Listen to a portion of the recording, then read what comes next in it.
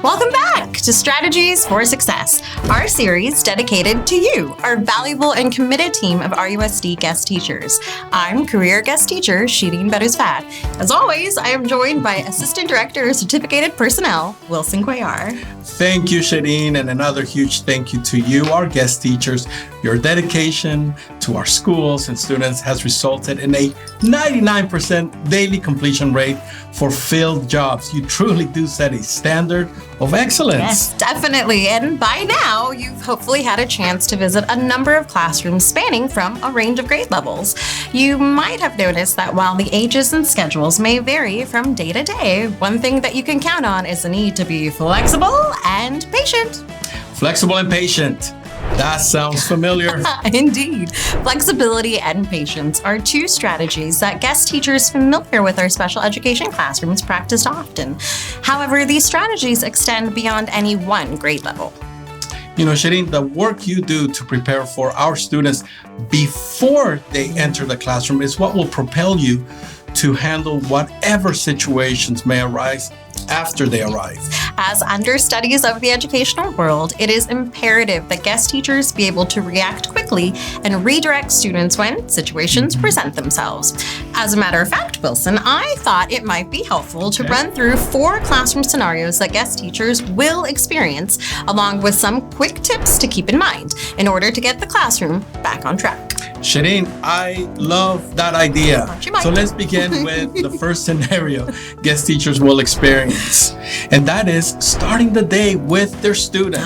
Yes. Be it the first 5 minutes of the day or the class period, taking the time to build a rapport is paramount to building trust with the students. It's simple enough, but students who want to be there want to learn. A key way to ensure that students enjoy coming to school is to support the student by creating a welcoming environment to maximize learning.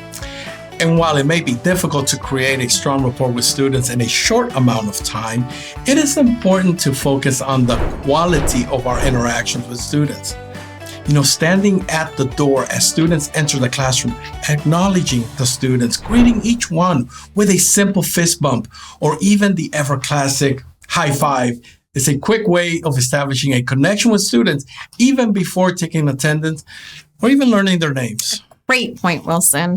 Remember, those first moments can often set the tone for the class. Building trust with the students enables them to want to work with you in order to learn. Plus, who doesn't love a high five? Oh, yes. Most daily plans will have a block of time set aside in the beginning to go over class business. This includes everything from attendance to social emotional check-ins. You may not have more than a few minutes to set your classroom expectations, but it is essential that you take those few minutes to do so. And many of you have reached out to share your strategies for a successful start. And thank you. One of our guest teachers recently shared a tip about using Classroom Screen. Yes. So instead of a whiteboard for student tasks, it features built-in timers, clocks, and management tools.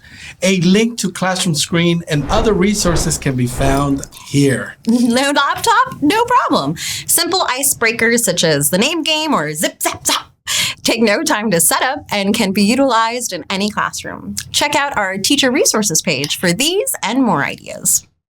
Always a great reminder, Shirin. Let's try another scenario. Clearly establishing the directions for the students. Addressing the entire class may be challenging if the entire class is not paying attention. On-the-spot intervention may sometimes feel like on-the-spot redirection. But it is important to remember how to effectively do so. One thing to keep in mind is to not talk over the students. Instead, take the time to customize your own quiet signals, such as the quiet coyote, or perhaps you'd prefer a classic callback, such as waterfall. Classic! Whatever you decide, remember to have fun. The more you enjoy your own customizations, the more the students will enjoy them as well. Next time you ask a student to give you 5, they'll know that you're looking for students to have eyes on the speaker, be quiet, be still, empty their hands, and listen. We always enjoy learning what callbacks were for you. Reach out and share with us what has been successful for you. Give it your all. Give it my all. That is fun. There are so many fun ones. I learn a new one every day. One strategy to keep in mind after you've explained the instructions is to have the students repeat back what they're going to be doing in order to check their understanding. Using classroom screen or the board in the classroom, take a moment to display key directions. Setting a timer is another useful strategy to support students' time management. While there are so many options and finding what works best for your style of teaching, it is an excellent strategy for success. Couldn't agree more. Okay, Wilson, ready for the next scenario? You bet. Let's hear it. Well, another situation guest teachers find themselves navigating is monitoring students during independent work.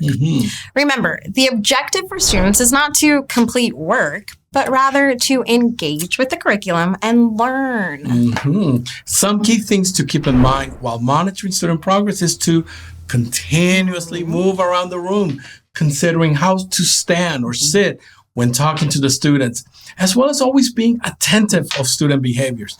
Displaying directions and key points allows you to refer back to the standard of expectations. What I found works best for me is preparing the learning environment to include establishing the noise level by incorporating a focused instrumental playlist or volume meters, such as the ones provided by, you guessed it, Classroom Screen. That classroom screen. So as students continue to engage and work, the end of the class will approach, which brings us to the last scenario. Just as it is important to establish your opening, it's just as important to cultivate your closing.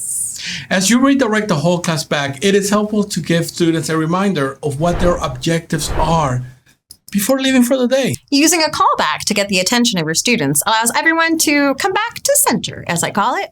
This also allows the opportunity to debrief together. Ask several students what they learned, as others listen and reflect in order to facilitate a class discussion. At this time, guest teachers should also encourage the students to clean up their learning environment prior to leaving it better than they found it. And as students are standing by the door waiting for the bell to ring, my goal is to use those final moments to create one more connection before they go. Be it to remind students of important information or to play a quick fun game of I Spy or Math Wars. There's always another opportunity to empower our students before they exit the classroom. Another great point, Shirin. And guest teachers, we hope you enjoyed these tips and suggestions to support you and your students on a daily basis. And as you create and establish your own routines and customizations. On a final note, it's important to remember these strategies are only successful if you establish your expectations and then hold everyone accountable. Do not be afraid to pause to show that you are waiting for everyone's full attention. Remember, these routines effectively establish a sense of excitement and engagement. Empowering our students to engage with the RUSD standard of excellence while remembering to foster a flexible and patient learning environment are strategies with which any teacher will surely find success. Until next time, thanks for joining us on Strategies for Success. There it is.